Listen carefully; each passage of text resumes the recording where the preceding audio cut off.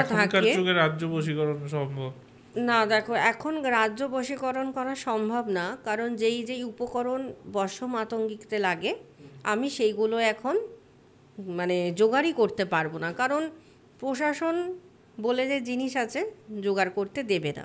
কাজেই অনেক উপকরণের এখন ঘাটতি আছে, যেটা আমার দ্বারা এখন, আমি কেন, এখন কোনো সাধকের দ্বারাই সম্ভব না। দেখো, একটা সময় ছিল যখন দেশে প্রশাসন বলে ছিল না, এত নিয়ম শৃঙ্খলা কিছু ছিল না, আইন আদালত ছিল না, সেই টাইম পর্যন্ত সম্ভব ছিল। কিন্তু এখনকার যুগে তুমি যদি বলো যে রাজাকে বশীকরণ করা, রাজত্বকে বশীকরণ করা, বর্ষ মাতঙ্গী প্রয়োগ, সেটা কিন্তু নিখুঁতভাবে করা কিন্তু আমি কেন কোনো সাধকের ক্ষেত্রেই সম্ভব না। যদি কেউ বলে যে হ্যাঁ করে দেবো, সেটা একেবারে বাজে কথা, কারণ সেই সামগ্রী পাবে কোথায়? যেই সামগ্রীগুলো প্রয়োজন, উপকরণ প্রয়োজন, সেই উপকরণ ছাড়া তো আমি পুজোয় বসতে পারছি না।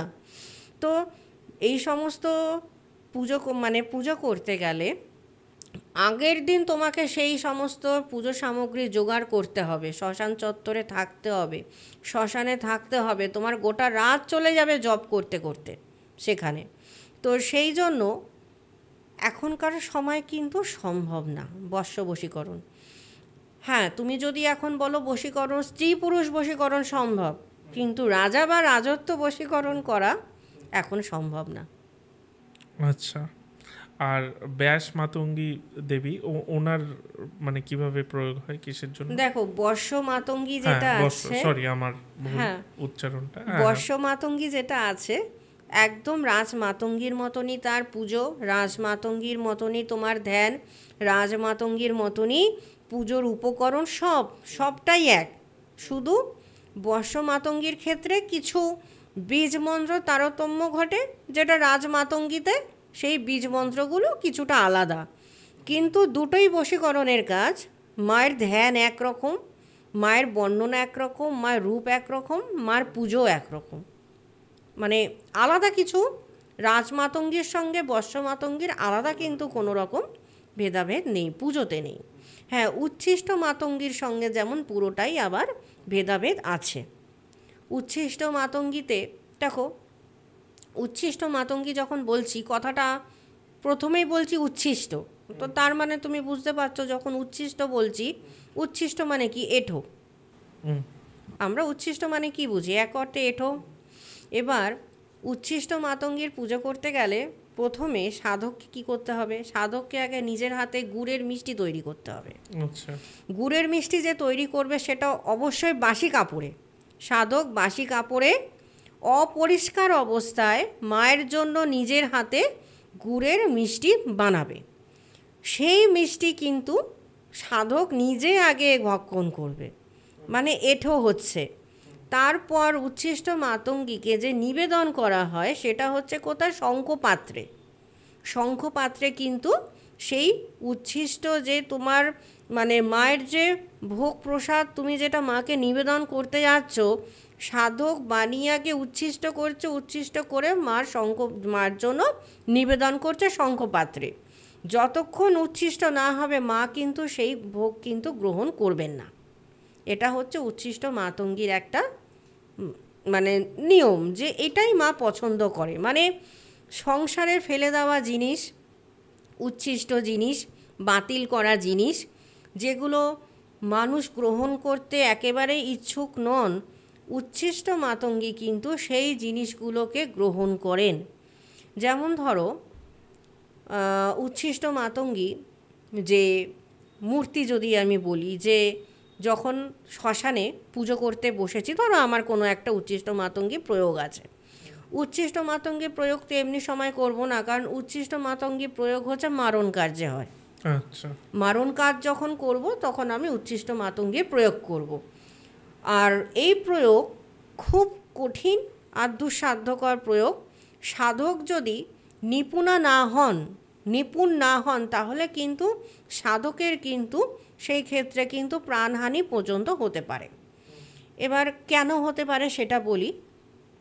মার যে রূপ আছে, মানে ধরো মায়ের যে মূর্তি আছে তুমি যে বানাচ্ছ, সেটা কি করতে হবে? সেটা কিন্তু তোমার মানে জঙ্গল থেকে সংগ্রহ করা কোনো কাষ্ঠ দিয়ে বা চিতার যে কাষ্ঠ থাকছে আতপোড়া কাষ্ঠ, সেটা দিয়ে কিন্তু মায়ের মূর্তি বানাতে হয়। সেই মূর্তি বানানোর পরে মার গায়ে যে মৃতদেহ থাকছে তার কিছুক্ষণ আগের বা আগের দিনের মৃতদেহের যে ছাই ভস্য, সেই ছাই ভস্য কিন্তু সেই মূর্তির কাঠামোতে একদম খুব সুন্দরভাবে তাকে কিন্তু প্রলেপ দিতে হবে। তারপরে তুমি যখন মূর্তিতে যখন বস্ত্র পরাচ্ছ, অবশ্যই সেটা ডোমগিন্নির ছেঁড়া বস্ত্র হতে হবে। ডোমগিন্নির বাতিল করা যে বস্ত্র ছেঁড়া, সেই বস্ত্র, অথবা যদি তুমি ডোমগিন্নির বস্ত্র না পাও, ধরো শ্মশানে কোনো স্ত্রী মারা মানে তার দাহ হয়েছে, তার যে ফেলে দেওয়া বস্ত্র, সেই বস্ত্র এনেও তুমি মাকে পরাতে পারো। অথবা তাও যদি না হয়, যেই মেয়ের ঋতুমতি হয়েছে তার যে পরা বস্ত্র, সেই বস্ত্র তুমি মাকে পরাতে পারো। এইগুলো হচ্ছে মার পরিধানের সামগ্রী। এইগুলোকে তোমাকে আগে উপকরণ হিসাবে জোগাড় করতে হবে। এইবার ধরো তুমি যে প্রয়োগ করছো তার জন্য কিন্তু আগের দিন তোমাকে সারা রাত জেগে কিন্তু বসে জপ করতে হবে। মানে তুমি যদি ভাবো গেলাম আর আসন পাতলাম জপে বসে গেলাম, একদম না। তার জন্য কি করতে হবে, তার জন্য আবার অনেক সিস্টেম আছে। যে দেখবে মৃতদেহ যে খাটে চড়ে আসে, খাটের যে পায়া থাকে, সেই খাটের একটি পায়া লাগবে। মৃত মানুষের বুড়ো আঙ্গুল লাগবে। সেই বুড়ো আঙ্গুলের সঙ্গে সেই যে খাটের পায়া থাকছে, সেটাকে যোগ করে দণ্ড বানানো হয়। ঠিক আছে? সেই দণ্ড তোমাকে হাতে নিয়ে বসতে হবে জপে। আর সেই দণ্ড নিয়ে তুমি যখন সারা রাত জপ করবে, সেই জপ করে মাকে যখন তুমি ডাকছো, সেই জপ করে যখন সেই মন্ত্রটাকে তুমি অ্যাক্টিভ করছো, সিদ্ধ করছো, করার পরের দিন তুমি সেখানে গিয়ে ওইটাকে প্রয়োগ করতে পারছো। কিভাবে প্রয়োগ করবে? ও যে বললাম, আগের দিনের যে বাসি বস্ত্র অপরিষ্কারভাবে তুমি গুড়ের মিষ্টি বানালে, গুড়ের মিষ্টি বানিয়ে তুমি মায়ের জন্য নিয়ে গেলে, ঠিক আছে? ওখানে মাকে শঙ্খপাত্রে তুমি সাজিয়ে দিলে। শঙ্খপাত্রে সাজিয়ে দেওয়ার পর মার জন্য তুমি বেদি তৈরি করলে। বেদি তৈরি করতে হবে, সেই চিতার যে অর্ধেক পোড়া কাঠ আছে তা দিয়ে বেদি তৈরি করতে হবে। সেই বেদির নিচটা আগে তোমার ওই রজস্বালা যে কাপড় থাকে, যদি কাপড় থাকে সেই কাপড় রেখে তারপর তুমি বেদি তৈরি করবে। তারপর বেদির ওপর মাকে তুমি ওখানে প্রতিষ্ঠা করছো। কারণ উচ্ছিষ্ট মাতঙ্গী আবার চিতার মধ্যে কিন্তু দেবী উপবিষ্টা থাকে। চিতার যে কাষ্ঠ, যেখানে ধরো ডোম আগুন লাগাচ্ছে, সেই চিতা কাষ্ঠ থেকে শুরু করে সেখানে যে মৃতদেহ থাকছে, পুরো মৃতদেহ পর্যন্ত কিন্তু মার অধিষ্ঠান থাকে চিতার মধ্যে। যার জন্য উচ্ছিষ্ট মাতঙ্গী প্রয়োগে তোমার চিতা কাষ্ঠ আর চিতার জিনিস অনুকরণ হিসাবে তোমার অবশ্যই জোগাড় করতে হবে। নাহলে কিন্তু তুমি উচ্ছিষ্ট মাতঙ্গীর প্রয়োগ কিন্তু সাধারণভাবে কিন্তু করতে পারবে না। এইবারে ধরো যে ব্যক্তি আগের দিন রাত্রিবেলায় বসে ওরকম দণ্ড বানিয়ে জপ করছে, নিশ্চয়ই সেই ব্যক্তিটি সাধারণ ব্যক্তি হবে না। কারণ মৃতদেহের বুড়ো আঙ্গুল নিয়ে আর যখন সেই মৃতদেহের খাটের একটি পায়া দিয়ে যখন দণ্ড বানিয়ে সে যখন ওখানে জপে বসছে সারা রাত জেগে, সে সাধারণ নিশ্চয়ই হবে না, সে সাধক ছাড়া। এইবার অবশ্যই কিন্তু তার কিন্তু ক্রমদীক্ষায় মাতঙ্গী থাকা উচিত। না হলে মায়ের যে কিছু কিছু পুজোর সিস্টেম আছে, অনেক কিছুই আমাকে এখানে উজ্জ্ব রাখতে হচ্ছে, এরকমভাবে বলা সম্ভব না বলে। তো সেখানে সাধক যদি ক্রমদীক্ষায় যদি মাতঙ্গী দীক্ষিত না থাকে, তাহলে কিন্তু উচ্ছিষ্ট মাতঙ্গী প্রয়োগ কিন্তু উল্টোটাও হয়। কেন হয়? আমি কোনো উচ্ছিষ্ট মাতঙ্গী প্রয়োগে বসলাম, প্রথমে তো মাকে ওরকমভাবে সাজানো হলো, তার বেদি স্থাপন হলো, মাকে স্থাপন করা হলো, মার জন্য ভোগের নিবেদন হলো, উচ্ছিষ্ট নিবেদন করা হলো। করার পর আমি যে ওখানে যে হোমকুণ্ডটা সাজাবো, সেটা কিন্তু ওই চিতা পোড়ার অর্ধেক যে বাঁশ থাকছে বা কাঠ থাকছে, সেগুলো দিয়ে আমি কাষ্ঠ রোপণ করে আমি ওখানে শুরু করছি। আর এটা মাথায় রাখতে হবে, যখন আমি উচ্ছিষ্ট চণ্ডালিনী প্রয়োগে বসবো, অবশ্যই কিন্তু আমাকে বসতে হবে ঈশান কোণে মুখ করে। এটা মাস্ট, ঈশান কোণেই মুখ করতে হবে। আর ঈশান কোণে তোমাকে প্রথমে কি করতে হবে, ঈশান কোণটায় যেখানে তুমি বেদি স্থাপন করছো মার, বেদি স্থাপন করার পরে তুমি যখন নাকি আবার ওই আতপোড়া কাঠ দিয়ে যখন তুমি হোমকুণ্ড সাজাচ্ছ, ঠিক ওই হোমকুণ্ড বরাবর ঈশান কোণে তোমাকে ওই খাটের একটা পায়া, যেটা মৃতদেহের যে তুমি ওই দণ্ড বানিয়েছিলে, সেই দণ্ড কিন্তু আগে ঈশান কোণে কিন্তু পুঁতছ, স্থাপন করে দিচ্ছ। তার সঙ্গে কিন্তু মৃতদেহের বুড়ো আঙ্গুল থাকছে দণ্ড বানানো, যেটা তুমি মন্ত্র জপ করেছো সারা রাত, মানে তুমি অ্যাক্টিভ করেছো মন্ত্র দিয়ে, ওই দণ্ডটাকে তুমি ঈশান কোণে স্থাপন করছো। স্থাপন করার পর তোমাকে উচ্ছিষ্ট চণ্ডালিনী ওখানে প্রয়োগ করতে হবে। আচ্ছা, এবার উচ্ছিষ্ট চণ্ডালিনী তুমি যখন প্রয়োগ করবে, সেখানে কিন্তু কটু তেলের ব্যবহার আসবে, তখন কিন্তু তুমি নর্মাল তেল দিয়ে প্রয়োগ করতে পারবে না। তো এইগুলো হচ্ছে মানে যেটা ছাড়া তুমি উচ্ছিষ্ট চণ্ডালিনী প্রয়োগ করতে পারো না। এবার উচ্ছিষ্ট চণ্ডালিনী তুমি যখন প্রয়োগ করছো এতগুলো জিনিস দিয়ে, সেখানে তুমি যখন নাকি ধরো হোম করছো, কিছু তো ধরো গুহ্য বিদ্যা আছে, গুহ্য মন্ত্র আছে, গুহ্য জিনিস আছে যেগুলো দিয়ে আমি হোম করছি। এবার ধরো আমি মারণ কাজ করতে বসেছি, সেখানে ধরো কোনো ব্যক্তিকে মারণ কাজ করতে হবে। আবার যদি মনে করি যে না আমি উচ্চাটনে বসবো, তাহলেও কিন্তু তুমি উচ্ছিষ্ট মাতঙ্গী দিয়ে উচ্চাটন করতে পারো। তখন তোমাকে বিপরীতমুখী হয়ে যেতে হবে, মানে বিপরীতমুখী তখন কাজ চলবে।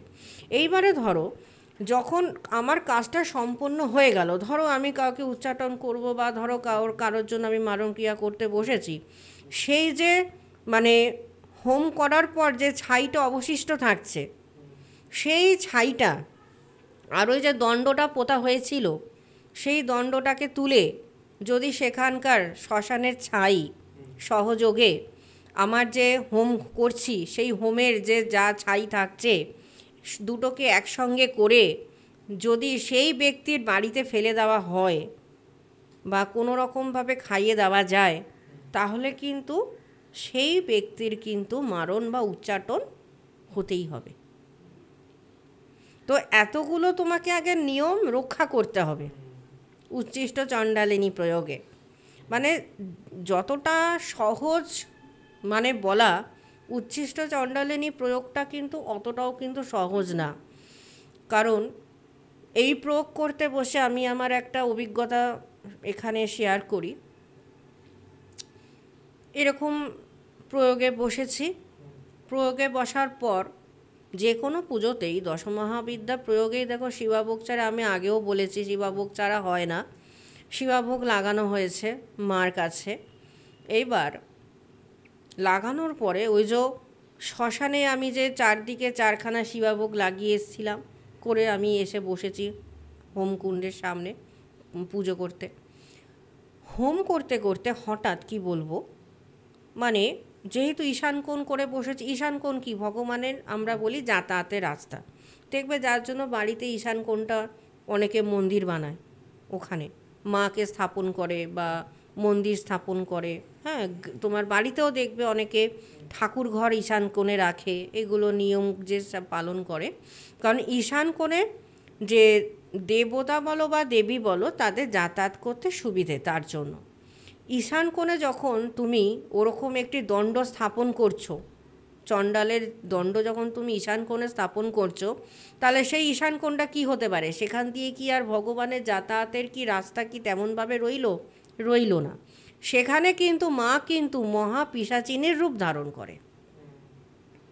উচ্ছিষ্ট চণ্ডালিনী প্রয়োগ তখন করতে পারবে যখন তুমি প্রেত বা পিশাচ সিদ্ধ পুরুষ হবে, না হলে কিন্তু উচ্ছিষ্ট চণ্ডালিনী প্রয়োগ তুমি বেশিক্ষণ করতে পারবে না। কিছুক্ষণের মধ্যে সাধকের অনেক রকম শরীরে সমস্যা চলে আসতে পারে। এবার সেইবারই যেমন প্রয়োগ করতে বসেছি, হঠাৎ প্রয়োগ করতে করতে দেখছি, মানে একদম মানে পরিষ্কার দেখতে পাচ্ছি, হঠাৎ মনে হলো যেন ওই আমার সামনে দিয়ে কোনো একটি মহিলা বেরিয়ে চলে গেল।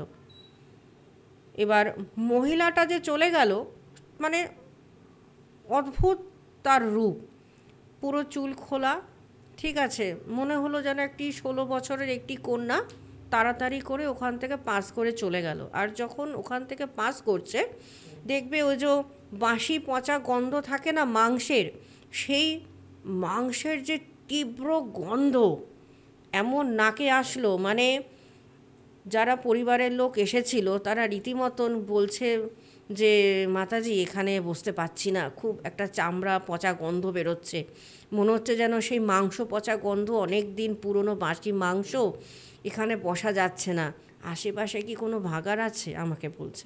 আচ্ছা, ভাগার কেন থাকবে ভাই, এখানে এটা তো শ্মশান ক্ষেত্র। হ্যাঁ, আশেপাশে দেখো অনেক মৃতদেহের জামা কাপড় থাকতে পারে, মালা থাকতে পারে, হ্যাঁ, অনেক সময় দেখবে তাদের তোষক বালি সেগুলো পরে থাকতে পারে, কিন্তু এটা দিয়ে তো আর পচা গলা গন্ধ বেরোবে না।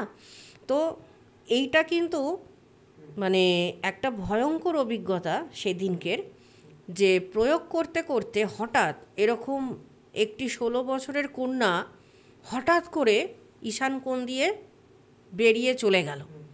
তার সঙ্গে সঙ্গে যেই আসলো, মানে ওই রকম একটা তীব্র গন্ধ নাকে চলে আসলো, তীব্র গন্ধে না মানে রীতিমতন, যদি সে সাধক না হয়, অনেক ধরো যদি সাধারণ মানুষ ওখানে প্রয়োগে বসে, তাহলে কিন্তু সেই গন্ধটাই এমন গন্ধ হবে সে নিতে পারবে না।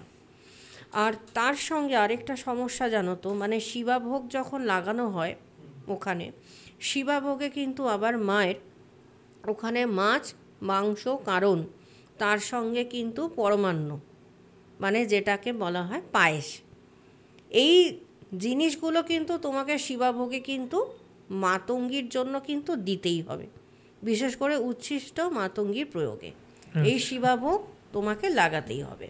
এই উচ্ছিষ্ট মাতঙ্গী প্রয়োগে এগুলো লাগানোর মানে হচ্ছে গিয়ে তোমার উচ্ছিষ্ট মাতঙ্গী যেহেতু এখানে মহা পিশাচে পরিণত হচ্ছে, সেখানে এই যে জিনিসগুলো তুমি দ্রব্যগুলো আগে লাগাচ্ছ, আর ওখান থেকে এমন গন্ধ বেরোবে যে তোমাকে ওখানে আগে থেকে জায়গা যদি তুমি সুবাসিত না করে রাখো, গুগুলের সঙ্গে অবশ্যই থাকছে তোমার কর্পূর, লোবান, এগুলো সহযোগে তোমাকে একটা মিক্সচার বানাতে হবে। সেই মিক্সচার বানিয়ে তুমি যেখানে হোমে বসছো, তোমার 4টে দিকে একটি করে ধুনুচি, তার ওপরে এগুলো রেখে সুবাসিত করার জন্য তোমাকে প্রত্যেকটা দিকে কিন্তু স্থাপন করা কর্তব্য।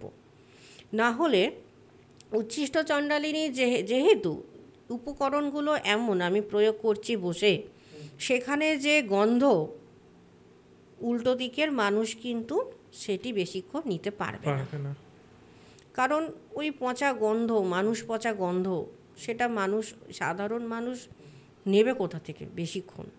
এবার ধরো আমরা যেহেতু ধরো শ্মশানে বসে অভ্যস্ত, সেখানে সারাক্ষণ মরা দেখছি, মরার কাপড় চোপড় দেখছি, মরার জিনিসপত্র দেখছি, আমরা ওখানে বহুক্ষণ সময় কাটাচ্ছি, করতে করতে করতে আমরা একটা জিনিসের সাথে অভ্যস্ত হয়ে গেছি। এবার একটা সাধারণ মানুষকে যদি বলা হয়, প্রথমত হচ্ছে উপকরণ শুনে বলবেই আবার কি প্রয়োগ, রজস্বলা কাপড় দিয়ে কিনা মার কিনা যেখানে মাকে বসাচ্ছে আসনের নিচে নাকি তা রাখছে, এগুলো তো মানে কি বলবো, মানে বিরুদ্ধ কাজ, এগুলো হচ্ছে সংস্কার বিরুদ্ধ কাজ, এগুলো সংস্কারের মধ্যেই পড়ে না। কিন্তু উচ্ছিষ্ট মাতঙ্গে প্রয়োগে তুমি যখন বসবে, তখন তো সেখানে কোনো সংস্কার থাকবেই না, কারণ তুমি প্রথমেই তো ভঙ্গ করছো, যখন তুমি বাসি জামা কাপড় পরে মায়ের মিষ্টান্ন তুমি তৈরি করছো, সেখানে তুমি প্রথমেই তো সংস্কার ভেঙে দিলে, তারপরে নিজে সেটাকে খাচ্ছ, খেয়ে আবার সেই উচ্ছিষ্ট তুমি মাকে দিচ্ছ। তো উচ্ছিষ্ট চণ্ডালিনী তো প্রথমেই তো ওখানে তোমার তার যে মানে কি বলবো, ব্রেক হয়ে গেল তোমার নিয়ম নিষ্ঠার। তো একেবারে নিয়ম নিষ্ঠার বাইরে হচ্ছে উচ্ছিষ্ট মাতঙ্গী প্রয়োগ। এরকমই বিভিন্ন আরও ক্লিপস পাওয়ার জন্য, আরও বিষয়ে জানার জন্য আমাদের এই চ্যানেল ইউটিএস ক্লিপসকে অবশ্যই সাবস্ক্রাইব করুন।